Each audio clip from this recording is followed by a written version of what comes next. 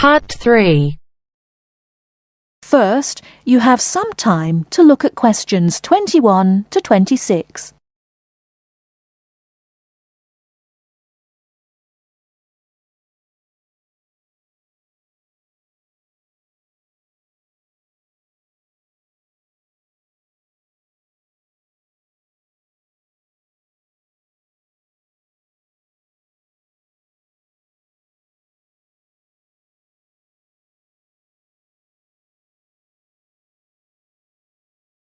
Now listen carefully and answer questions 21 to 26. So, what was it like in your school then, Lynn? Well, South African schools are very different from schools in Australia. For a start, children don't start their schooling until they are 7, quite a bit later than schools in Australia. What about New Zealand, Gail? We're more like Australia. I can't believe children don't go to school until they are 7. When do the parents get any free time? Well, there's still the availability of kindergartens or play schools. It's just that formal education doesn't start until later. I don't think it's such a good idea for children to have to be too academic at such a young age. They should be able to just enjoy themselves. Well, yeah, but the first school children go to isn't really very academic.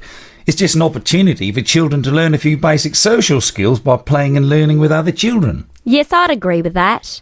I guess being so close, Australian and New Zealand schools must be similar then. Well, I suppose they do share a lot of similarities, but there are also some differences. For example, children in New Zealand go through intermediate school, but in Australia there's only high school. That's right, isn't it, Pat? Yeah, I think so. What about South Africa, Lynn? Do you have an intermediate or high school? Oh, high school.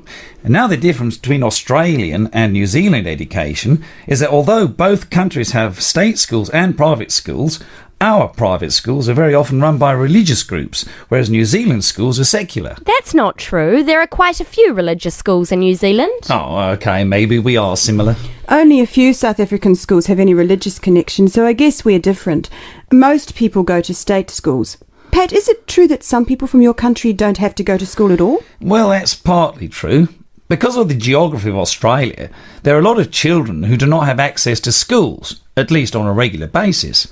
Instead, they have a form of correspondence education, where the lessons are actually on the radio and the students send their work in by post. That way they get a lot of what they would if they were in the classroom, apart from the interaction.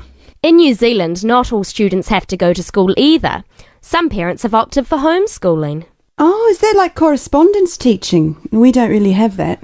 Well, we do have correspondence schools, but homeschooling is different. With homeschooling, the parents teach the children and set them homework. They have to present a syllabus to their local education authority before they can do that, but it is becoming a more popular choice for some parents. I suppose it also suits parents' own commitments.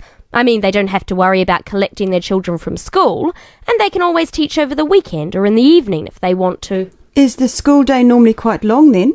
Not in New Zealand, but I think it can be in Australia. Yeah, that's right. I think Australia is unusual in that there are extracurricular activities which you have to go to.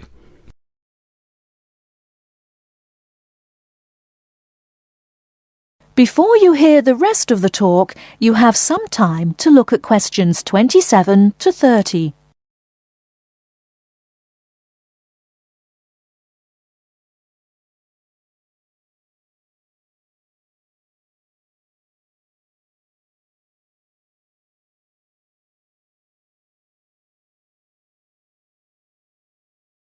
Now listen and answer questions 27 to 30. These are normally sport activities, but there are a few other options. We have activities after school for any student that is interested, but they aren't compulsory. What about in New Zealand, Gail? I had to do some sport every week. I didn't really like it, but it was part of the school day, so I guess that's not so bad. Anyway, I spent 2 years at boarding school, so things were a little different. Boarding school? What was that like? Well, the thing I remember most about it was the strict dress code. There were restrictions on everything. You had to wear a school uniform almost all of the time, and it had to be cleaned and ironed. The length of your skirt had to be no less than 1 inch above your knees when kneeling down. Sometimes we used to go out on school trips or just at weekends with a few friends, but whenever we were outside the school we had to wear a hat. There was one teacher who always used to give me extra homework because my socks weren't pulled up, and that was in the school late in the evening. I suppose it wasn't that bad, but at the time it felt like a prison. I kept getting into trouble for something. Most of the time I forgot something, normally my school badge. We had to wear that all the time, in the school and out, because it had our house colours on it. Wow, that doesn't sound like much fun. No, but it was a good education, I suppose.